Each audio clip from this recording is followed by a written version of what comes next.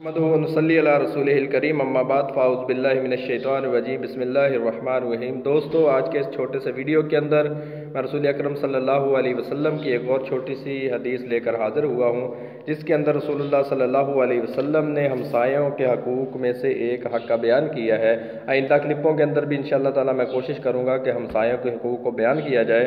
रसूलुल्लाह सल्लल्लाहु अलैहि वसल्लम की ये रवायत जो आज मैं पेश करने वाला हूँ, हज़रत अबू हुरैरा इसके रावी हैं। फरमाते हैं कि रसूलुल्लाह सल्लल्लाहु अलैहि वसल्लम के पास एक आदमी आया और आकर कहा, या रसूल अल्लाह, मेरे महल्ले के अंदर एक औरत रहती है जो अपने सदक़े, अपने नमाज़ों और अपने रोज़ों की वजह से बहुत मशहूर है, यानी रोज़े बहुत रखती है, नमाज बहुत पढ़ती है, लेकिन एक उसके अंदर गलती है, वो अपनी ज़बान दराज़ी की वजह से अपने हमसायों को बहुत तंग करती है। तो रसूलुल्लाह सल्लल्लाहु अलैहि वसल्लम ने फरमाया, ही या फिन्नार, ये औरत जहन्नमी है, जहन्नम की आग में जाएगी।